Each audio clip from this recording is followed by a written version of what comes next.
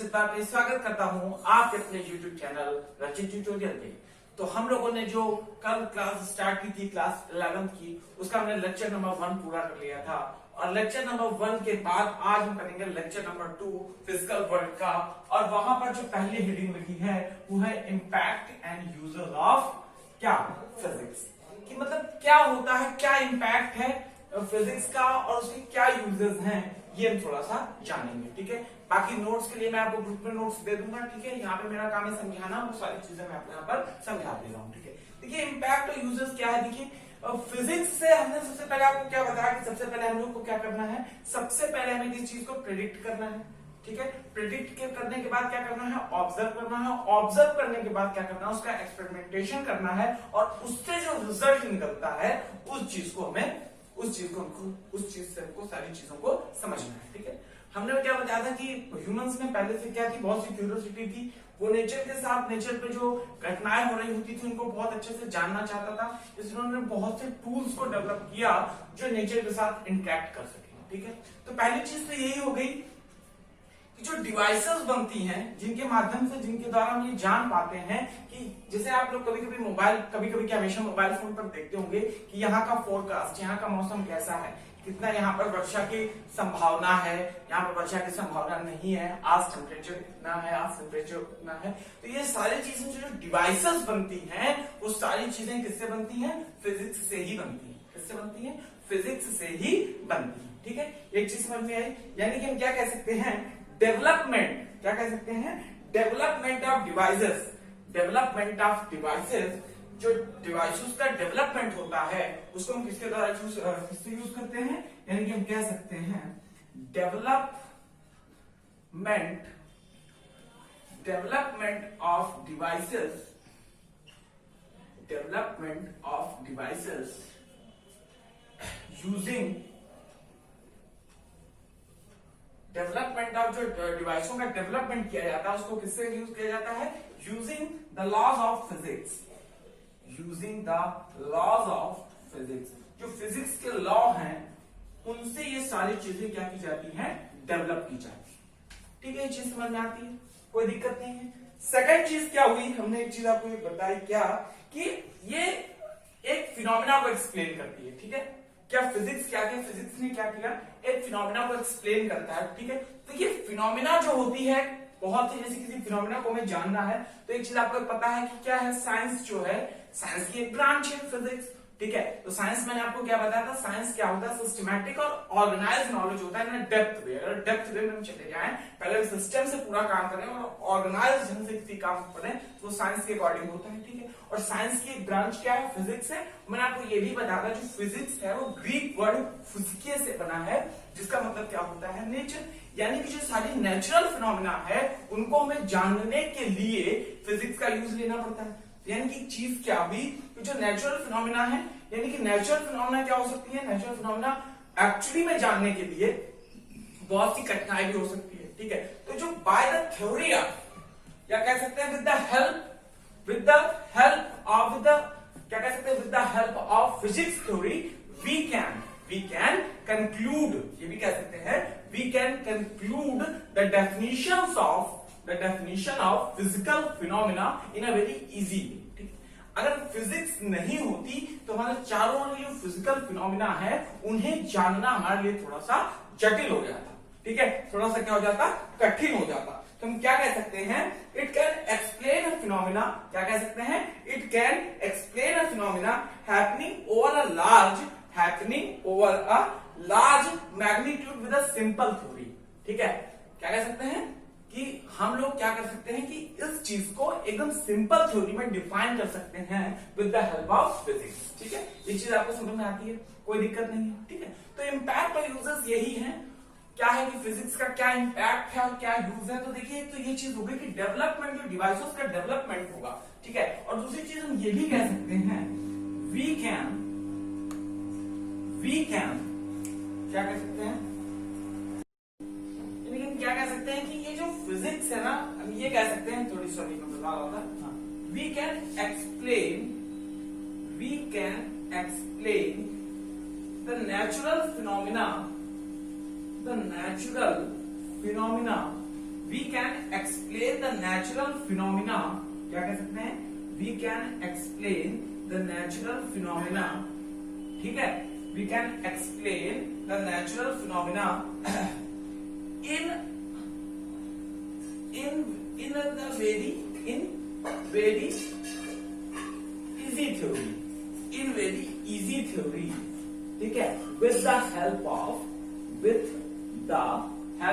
physics, क्या कह सकते हैं, with the help of physics, ठीक है, with the help of physics, ये चीज समझ में आती है, कोई दिक्कत नहीं है यहाँ तक। यानी कि मेन चीज क्या हुई कि जो हमारी फिजिक्स है, ठीक है, तो जो नेचुरल फिनोमिना है, हो सकते हैं वो नेचुरल फिनोमिना में समझने में कठिन लगते हो, वो नेचुरल फिनोमिना में समझ में कम आते हो, लेकिन अगर हम किससे चल रहे हैं, फिजिक्स से चल रहे हैं इस चीज को समझने के लिए, तो वो चीज हमारे लिए आसान इस वे पे हो जाती है, क्योंकि वहां पर हम जो चीज पहले से हमें मालूम है, ठीक है, अभी आपको एक चीज पता चलेगी, आगे आप चलेंगे तो आपको हाइपोथेसिस, एक्सियोम्स एंड मॉडल्स, ये चीजें पता चलेगी, तो आपको ये भी अपना इंटर में आपने देखा भी होगा, ये सब चीज जो फिजिक्स पे चलती है, मैथ पे चलती है, वो सपोजिशन पे चलती है, कि सपोज कर लिया कि ऐसा है, ठीक है, तो वही चीजें यहाँ पर जितनी चीजें हमें मिल चुकी है ना, उन चीजों को हम रख कर इस चीज को डिफाइन कर सकते हैं, यानी कि फिजिक्स की हेल्प से हम क्या कर सकते हैं, बहुत ही नेचुरल फिनोमिना की जो क्या कर सकते हैं डेफिनेशन है, जो थ्योरी है, उसको बहुत ही इजी तरीके से एक्सप्लेन कर सकते हैं। We can explain the natural phenomena in a very easy method, ये कह दीजिए, in a very easy method, क्या कह रहे, in a very easy method with the help of physics. तो फिजिक्स क्या कर सकती है, सारी चीजों को क्या कर सकती है, आराम से क्या कर सकती है, पूरा एक्सप्लेन कर सकती है। तीसरी चीज क्या होती है कि एक्सपेरिमेंट और observations, experimentation and observation, these are two most important things in physics. Why, देखिए पहले क्या था, प्रेडिक्शन करते हैं, वेरी गुड, बहुत अच्छी बात है कि प्रेडिक्शन हम करेंगे, उसके बाद हम ऑब्जर्व करेंगे, उसके बाद एक्सपेरिमेंट करेंगे। यहाँ पर हमने क्या बताया, experimentation and observation are used to develop, जो एक्सपेरिमेंटेशन और ऑब्जर्वेशन होते हैं, इनका यूज हम करते हैं क्या, is use to develop the new theories, क्या करते हैं, the new theories for undefined phenomena, यानी कि जो फिनोमिना अनडिफाइंड है, उनको डिफाइन करने के लिए हमें क्या करना होगा, उन चीजों को डिफाइन करने के लिए हमें सबसे पहले ये करना होगा कि हम सबसे पहले ध्यान दे दें एक्सपेरिमेंटेशन और ऑब्जर्वेशन पर। एक्सपेरिमेंटेशन एंड ऑब्जर्वेशन की हेल्प से हम लोग क्या कर सकते हैं, नई थ्योरी को डिफाइन कर, मतलब नई डेफिनेशन दे सकते हैं जो अनडिफाइंड फिनोमिना है उन्हें, ठीक है, and improve the old theories, और जो इम्प्रूवमेंट है उन इम्प्रूवमेंट, मतलब कि जो पुरानी थ्योरीज हैं उनमें कुछ इम्प्रूवमेंट लाना हो तो वो भी हम वो चीज कर सकते हैं, किससे, एक्सपेरिमेंटेशन और किससे, ऑब्जर्वेशन से। यानी कि हम क्या कह सकते हैं, एक्सपेरिमेंटेशन एंड ऑब्जर्वेशन, क्या, experimentation and observation are used to develop the new theories, about the undefined phenomena, ठीक है, and they are also used to improve the old theory which is provided before, जो पहले से दी जा चुकी है, उस थ्योरी को भी ये क्या कर सकता है, इम्प्रूव कर सकते हैं, किससे, एक्सपेरिमेंटेशन से एंड ऑब्जर्वेशन से, ठीक है। चलिए यहां तक मुझे लगता है आपको सारी चीजें समझ में आ गई होगी। अब हम लोग बात करते हैं कि स्कोप ऑफ फिजिक्स, फिजिक्स का स्कोप क्या है, ठीक है, वो भी देख लेते हैं, क्या देख लेते हैं, स्कोप ऑफ फिजिक्स, क्या देखेंगे भाई, बोलो, स्कोप ऑफ फिजिक्स, ठीक है। चीज अगर समझ में आ रही है तो भैया लाइक कर दीजिए, है ना, और नहीं समझ में आ रही तो आप ग्रुप में क्वेश्चन कर सकते हैं, ठीक है। स्कोप ऑफ फिजिक्स क्या है, स्कोप ऑफ फिजिक्स, ठीक है, नोट्स में सारी चीजें दी हुई हैं, बस यहाँ आपको चीजें समझना है, ठीक है। स्कोप ऑफ फिजिक्स, फिजिक्स का स्कोप क्या है, ठीक है, तो गौर से सुनिएगा। Scope of physics is very vast, ठीक है, बहुत बड़ा है स्कोप फिजिक्स का, क्योंकि देखिए जितने भी हमारे आसपास सारी चीजें हो रही हैं, कहीं ना कहीं इसमें फिजिक्स ही है, ठीक है। देखिए मैं लिख रहा हूं, यहाँ पर मैं वर्क कर रहा हूं, यहाँ पर भी फिजिक्स काम कर रही है, मैं बोल रहा हूं, ठीक है, मैं बोल रहा हूं, ये भी साउंड है, यहाँ पर भी फिजिक्स काम कर रही है।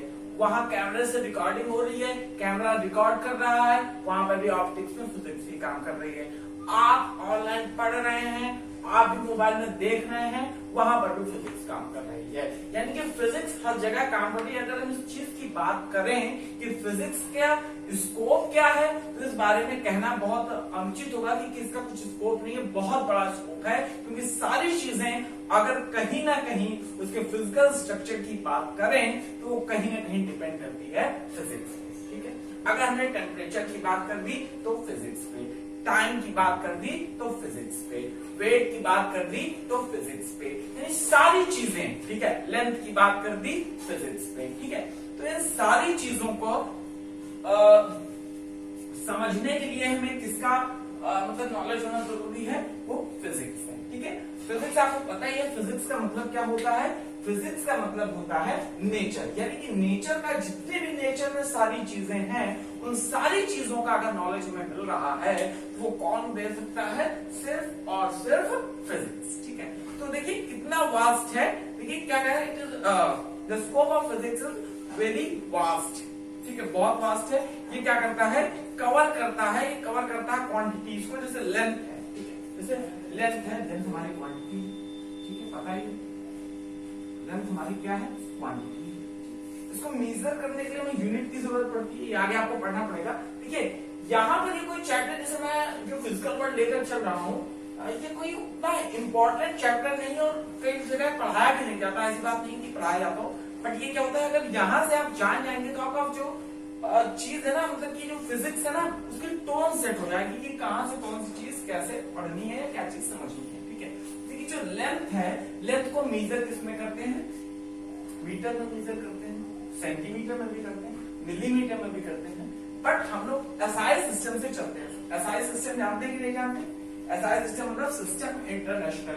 ठीक है, फ्रेंच का था ये, है ना, तो सिस्टम इंटरनेशनल है। एसआई में इसको किसमें मेजर करते हैं, मीटर में मेजर करते हैं। ठीक है, तो देखिए यानी कि ये चीज हुई मीटर में, तो यानी कि अगर हम लेंथ को मेजर कर सकते हैं फिजिक्स में, तो उस लेंथ को हम मेजर कर सकते हैं, मालूम कहां तक, उस लेंथ को हम मेजर कर सकते हैं from 10 to the power 40 metre. 10 to the power 40 metre, यानी कि 10 की पावर 40। अगर आप 10 की पावर क्यूब करते हैं तो वही तो 1000 हो जाता है। यानी कि 10 की पावर 40 कितना ज्यादा होगा ये।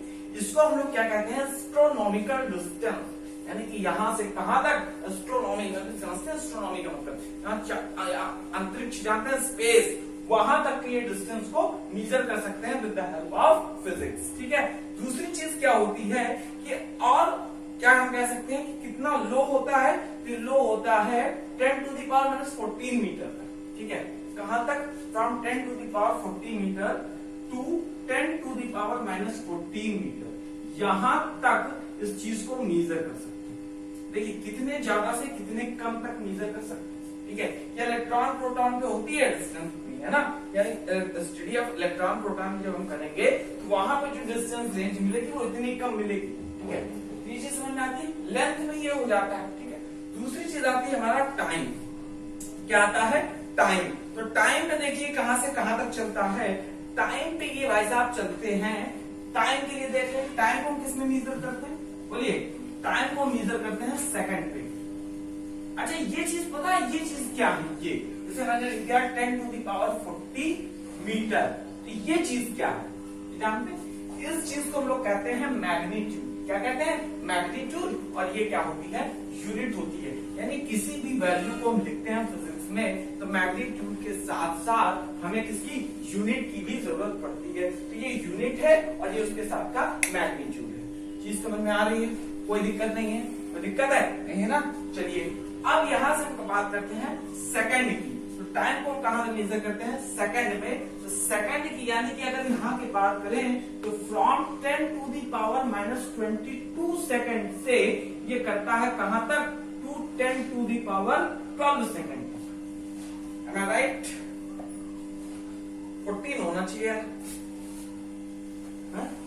18 सेकंड तक, सॉरी, हाँ 10 टू द पावर 18 सेकंड तक ये होना चाहिए। तो देखिए जो टाइम मेजर किया जाता है वो किसमें मेजर किया जाता है, सेकंड पे, और कहां से, from 10 to the power minus 22 से, यानी कितना लीस्ट है, कितना छोटा है, और वहां से 10 टू द पावर 18 सेकंड तक, यहां तक हम टाइम को मेजर कर पाते हैं। ठीक है, अच्छा, और अगर हम मास की बात कर रहे हैं, किसकी बात कर रहे हैं, मास की बात कर रहे हैं, ठीक है, तो मास की बात कर रहे हैं, देखिए तीन ही चीज हमारी, जो आप आगे पढ़ेंगे, तीन ही चीज हमारी क्या होती है, जैसे आप देखते होंगे कि सिस्टम होता है, इनकेयर सिस्टम, सीजीएस सिस्टम, तो सारी चीजें जो होती है ना, वो तीन ही चीज पर चलती हैं, किस पे, एक तो लेंथ पे चलती है, एक टाइम पर चलती है, और तीसरी किस पे चलती है, मास पे। तो मास को हम किस पे मेजर करते हैं, सारे सिस्टम पे, हमेशा हम कौन सा सिस्टम याद करके चलते हैं, वो सिस्टम होता है कौन सा, एसआई सिस्टम, और एसआई सिस्टम में मास को हम मेजर करते हैं केजी में, किसमें मेजर करते हैं, केजी में, और केजी में मेजर करते हैं, ये समझ लीजिए कि इसकी जो मेजरमेंट होती है वो from 10 to the power minus 30, from 10 to the power minus 30, ये कह सकते हैं आप, from 10 to the power minus 30 KG, ठीक है, from 10 to the power minus 30 KG, ठीक है, यहां से मेजर कर सकते हैं, बहुत छोटा इसे, KG to 10 to the power 55 KG, यानी कि ये क्या हुआ, ये कहते हैं कि मास ऑफ यूनिवर्स है, पूरे यूनिवर्स का मास कितना है, 10 टू दी पावर 55 केजी। ये सारी चीजें हम किससे निकाल सकते हैं, फिजिक्स से निकाल सकते हैं, किससे निकाल सकते हैं, फिजिक्स से ही निकाल सकते हैं, ठीक है। तो यहां पर अगर इतनी चीज समझ में आ जाती है, तो अब एक चीज ये समझ लीजिए, जो फिजिक्स है हमारी, वो दो भागों में डिवाइड हो जाती है, 2 टाइप्स में डिवाइड हो जाती है, ठीक है। उनके 2 डिवीजन कौन कौन से होते हैं, इनके 2 डिवीजन का नाम है, एक का नाम है क्लासिकल फिजिक्स, ठीक है, और दूसरे का नाम है मॉडर्न फिजिक्स। एक क्या होती है, क्लासिकल फिजिक्स, एक होती है मॉडर्न फिजिक्स। एक क्या होती है भाई, क्लासिकल फिजिक्स होती है, और दूसरी क्या होती है, मॉडर्न फिजिक्स, ठीक है। चलिए क्लासिकल फिजिक्स क्या होती है, इसके बारे में हम लोग बात करते हैं, ठीक है। चलिए देखते हैं, फिजिक्स को जो हमने डिवाइड किया वो 2 टाइप्स पर डिवाइड किया, किस पे, एक हमने डिवाइड किया क्लासिकल फिजिक्स, किस पे डिवाइड किया, क्लासिकल फिजिक्स पे, किस पे डिवाइड किया भाई, जोर से बोलिए, क्लासिकल फिजिक्स पे, ठीक है। और दूसरी चीज को हमने डिवाइड किया, कौन सी चीज थी, दूसरी पे डिवाइड किया हमने मॉडर्न फिजिक्स पे, किस पे डिवाइड किया, मॉडर्न फिजिक्स पे, जोर से बोलिए, मॉडर्न फिजिक्स पे, ठीक है। एक हमने क्लासिकल फिजिक्स पे डिवाइड किया, और दूसरा हमने डिवाइड किया मॉडर्न फिजिक्स पे, ठीक है। तो क्लासिकल फिजिक्स पे हम लोग जो स्टडी करते हैं, उसे हम कहते हैं माइक्रोस्कोपिक फेनोमिना। क्या कहते हैं, मैक्रोस्कोपिक फिनोमिना। क्या कहते हैं भाई, मैक्रो, और से देखिएगा, मैक्रोस्कोपिक फिनोमिना। क्या कहते हैं, माइक्रोस्कोपिक फिनोमिना। और दूसरा हमने किया मॉडर्न फिजिक्स पे, और मॉडर्न फिजिक्स को हम लोग क्या कहते हैं, मॉडर्न फिजिक्स को हम लोग कहते हैं माइक्रोस्कोपिक फिनोमिना। क्या कहते हैं, माइक्रोस्कोपिक फिनोमिना। बोलिए, क्या कहते हैं, माइक्रोस्कोपिक फिनोमिना। क्या कहते हैं, माइक्रोस्कोपिक फिनोमिना, ठीक है। देखिए ये दोनों चीजें हम लोगों को पढ़नी है, माइक्रोस्कोपिक फिनोमिना और माइक्रोस्कोपिक फिनोमिना। बस ये पता होना चाहिए कि जब हम माइक्रोस्कोपिक फिनोमिना पढ़ रहे होते हैं तो कौन सी फिजिक्स है, और जब हम मॉडर्न फिजिक्स पढ़ेंगे, जब हम माइक्रोस्कोपिक फिनोमिना पढ़ेंगे तो वो कौन सी फिजिक्स है, ठीक है। अभी तक हम लोगों ने जो फिजिक्स पढ़ते हुए आप आए हैं 9th और 10th में, वो हम पढ़ते आए हैं कौन सी, मैक्रोस्कोपिक फिनोमिना। मैक्रोस्कोपिक फिनोमिना का मतलब क्या होता है कि ये जो फिनोमिना होती है ना, ये हमेशा लार्ज स्केल पे इसका हम लोग एक्सपेरिमेंटेशन हमेशा करते रहे हैं, ठीक है। इसमें क्या होता है, जैसे आप समझ लीजिए लेबोरेटरी में, ठीक है, ये कह सकते हैं, या इंडस्ट्रियल एरिया में, या क्या कह सकते हैं, एस्ट्रोनॉमी में हम किसका यूज करते हैं, मैक्रोस्कोपिक फिनोमिना का यूज करते हैं। और आपको बता दें, मैक्रोस्कोपिक फिनोमिना में आपको जो चैप्टर्स होते हैं, वो एक होती है मैकेनिक्स। क्या होती है, मैकेनिक्स, जो आपके 11th में भरी पड़ी है और 9th में आप इसको पढ़कर आए हैं। सबसे पहली चीज क्या होती है, मैकेनिक्स, जो क्या न्यूटोनियन लॉ को फॉलो करते हैं, न्यूटन के लॉ को फॉलो करते हैं, ठीक है। ग्रेविटेशनल लॉ होता है, ठीक है। ये सारी चीजें किसमें आती हैं, मैकेनिक्स में आती है, ठीक है। ठीक, इसमें आ गया, मैक्रोस्कोपिक फिनोमिना पे आ गया, ठीक है। और दूसरी चीज हमारी आती है, क्या आती है, इलेक्ट्रोस्टैटिक्स। क्या आती है, इलेक्ट्रोस्टैटिक्स की, नहीं सॉरी, इलेक्ट्रोस्टैटिक्स इलेक्ट्रोडायनामिक्स पूरा एक ही में आ जाता है। दूसरा आता है इलेक्ट्रोडायनामिक्स। क्या आता है, इलेक्ट्रोडायनामिक्स। स्टैटिक्स में इलेक्ट्रोडायनामिक्स क्या होता है? इलेक्ट्रोडायनामिक्स, ठीक है। इलेक्ट्रोडायनामिक्स में क्या होता है कि यहाँ पर क्या इलेक्ट्रॉनों ने मूव करना शुरू कर दिया, यहाँ पर यानी कि मैग्नेटिक फील्ड भी होती चली जाती है, ठीक है। तो इलेक्ट्रोडायनामिक्स, इलेक्ट्रोडायनामिक्स भी आ जाता है। और तीसरी चीज यहाँ पर आ जाती है ऑप्टिक्स, जो आपको पढ़नी है 12th में, ठीक है। और 10th पे आप पढ़ के भी आए होंगे रिफ्लेक्शन, ठीक है, refraction, dispersion, scattering, scatteration of light, ये सारी चीजें आप पढ़कर भी आए होंगे। ये आपको पढ़नी होती है कहां पर? ऑप्टिक्स पे, ठीक है। और फोर्थ जो चीज है हमारी वो है थर्मोडायनामिक्स। ये भी भर भर के आपको 11th में पढ़ना है, ठीक है, कस के पढ़ना। ये भी थर्मोडायनामिक्स, जहां पे आपको हीट की बारे में जानकारी होगी, हीट का ट्रांसफॉर्मेशन पता चलेगा, हीट कैसे होती है, हीट क्या होती है, कहां से हीट ली जाती है, हीट ट्रांसफर कैसे होता है, ये सब पढ़ना होता है थर्मोडायनामिक्स। इसमें पढ़ना होता है थर्मोडायनामिक्स, ठीक है। तो ये सारी चीजें जो हैं डायनामिक्स, ये पूरा इंट्रोडक्शन ही है फिजिक्स का, ठीक है। एक हिसाब से ये भी कह सकते हैं थर्मोडायनामिक्स। अगर आपसे कोई पूछ ले कि आपने सारे चैप्टर जो आपने पढ़े हैं ये भी आपने 10th में पढ़ा था, याद कीजिए, magnet, Fleming, right hand rule, left hand rule, है ना, ऑस्ट्रेट लॉ, ठीक है, ये सब पढ़ा था ना। तो वो सारी चीजें इलेक्ट्रोडायनामिक्स ही थी कि करंट कैसे चलना शुरू किया, करंट कैसे बना, ये सारी चीजें कहां पर थी? इलेक्ट्रोडायनामिक्स में ही थी। ये सारी चीजें जो अभी तक लोग पढ़ते हैं ये होता है क्या? मैक्रोस्कोपिक। और उसके बाद ये आती है मॉडर्न फिजिक्स। तो मॉडर्न फिजिक्स का जो यूज होता है ना वो माइनर स्केल में होता है, ठीक है। ये तो लार्ज स्केल में हो गया मैक्रोस्कोपिक। और जो मॉडर्न फिजिक्स होगी जिसे हम लोग कहते हैं माइक्रोस्कोपिक फिनोमिना, ये क्या होता है? माइनस स्केल होती है इसकी। क्या होती है? Minus scale. कैसे स्केल? Minus scale. इसमें हम लोग कौन सी चीजों का, या तो आप क्या कह सकते हैं क्वांटम थ्योरी जो होती है, क्वांटम थ्योरी एक नाम सुना होगा, क्वांटम थ्योरी, वो सब आप इसी में पढ़ते हैं। क्वांटम थ्योरी, क्वांटम थ्योरी आप इसी में पढ़ेंगे, ठीक है। क्वांटम थ्योरी में मतलब क्या होता है कि इलेक्ट्रॉन प्रोटॉन के बारे में आपको छोटे छोटे जो पार्टिकल्स होते हैं ना उनके बारे में जानकारी यहीं पे मिलती है, ठीक है।